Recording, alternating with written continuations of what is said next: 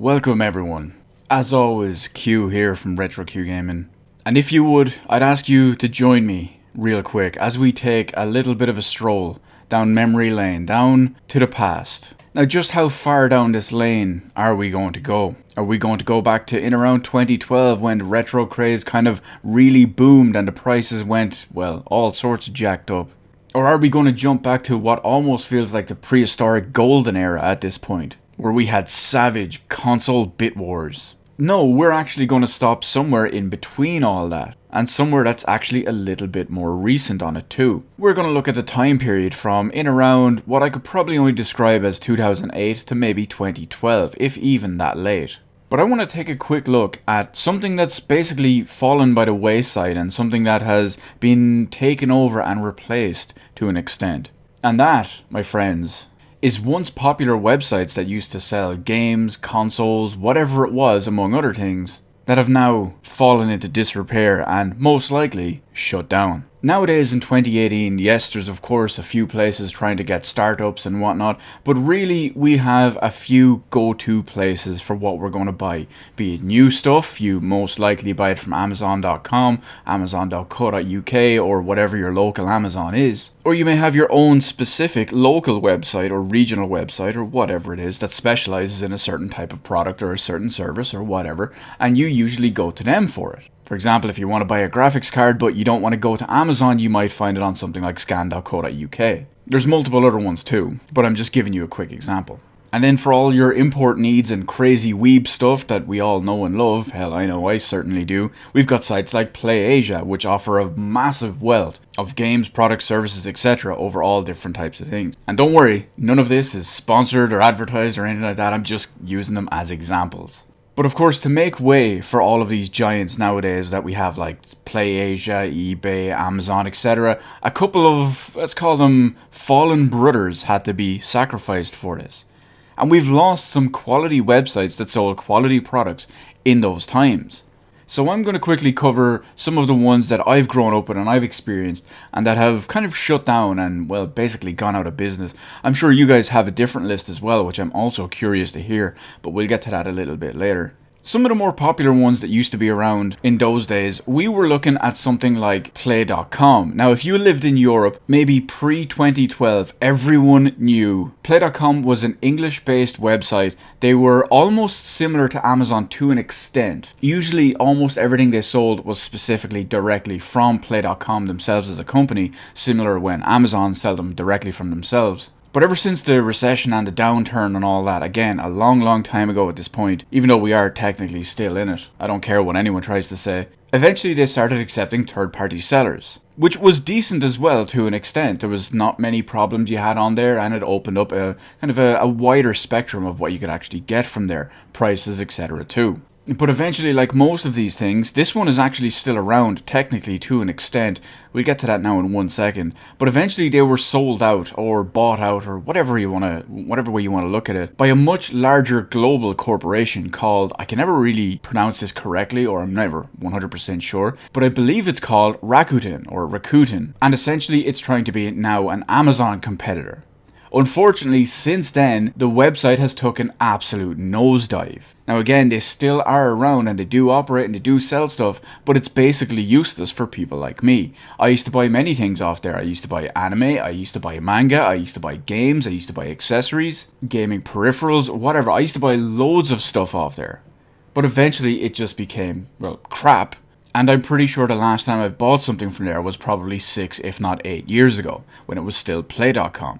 Now I realize from a business point of view I can't fault them for doing this. They need to open up and go and be as wide and open their lines of business as wide as possible to have the most potential reach and income, and as a business I completely understand them doing that. But hey, we're going to look at my history when it comes to this stuff, at least for this part of the video. So moving on from Play.com or Rakuten.com or whatever they want to be called these days, we still have 2 more remaining ones that are worthwhile to mention and worthwhile to look at. One of these is almost very obscure if you ask me, but it was very popular between me and my friends in the late 90s and early 2000s. So obviously that included my friends around here, and I always recommended it to a lot of my United States based friends as well at the time. And believe it or not, this one was actually a small brick and mortar based store in the weirdest of places that had good deals, good selection and whatnot, and delivered worldwide with their prices and all too. This one was called Toys and Joys. Now, Toys and Joys have served me excellent quality stuff over the years. So many different products from them, from all ranges, all ways, shapes and forms. Hell, my PSP I got from them, among tons of other stuff. They also dealt in import games, which was really nice too. You could get Japanese GameCube games or whatever, Japanese PS2 games, all that stuff. And they were based in Hawaii, of all places. But I remember a couple of years ago, well, what's probably, I don't know, maybe 4 years ago at this point, it's been so long. I actually remember getting an email from them to say they were going out of business.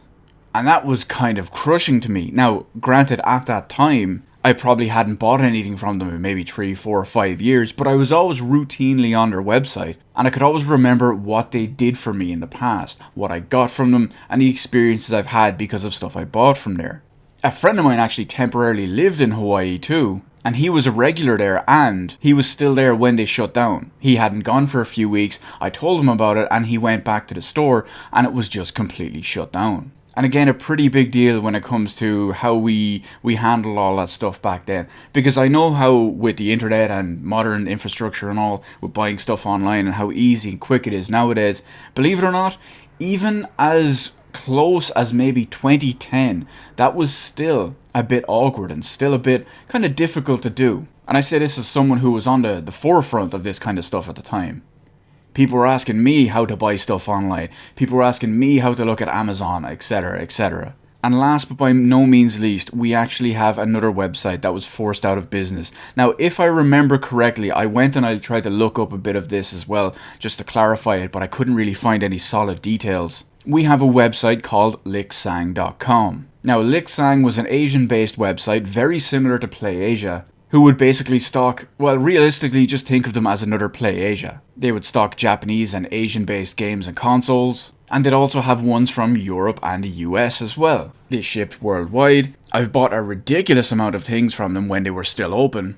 And hell, one of my friends even got his old PSP, which I believe he still has, directly from Liksang. And if you guys out there know Liksang, you're probably the same as me. You probably spent almost every day camping the GameCube component cables on that website. Very, very, very rarely in stock. And when they were sold out in seconds. Thanks, by the way, Nintendo, for that. With your production quantity of like 4 cables a year. Yeah, that was a good idea, wasn't it?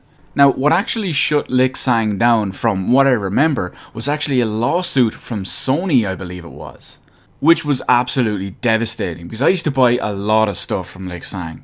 And I remember seeing their notice that they were shut down because of some lawsuit or whatever it was. At least, that's the version of it in my head. And that was horrible, because especially back then, like I said, buying stuff from the internet, importing stuff, getting some kind of niche goods and whatnot, import games, all that, that was all much, much harder and very, very different from what we know now. Of course, it's not as much of a problem these days with how your average consumer can buy basically anything at the touch of a button, as well as the majority of online stores having a much wider variety and whatnot now. But there's always room for those niche markets. There's always room for places that just sell figures, or places that sell games and figures and accessories and, for lack of a better word, weeb stuff. I use the term affectionately, of course. Because let's face it, if there wasn't a place for these, everyone would just be buying absolutely everything off Amazon.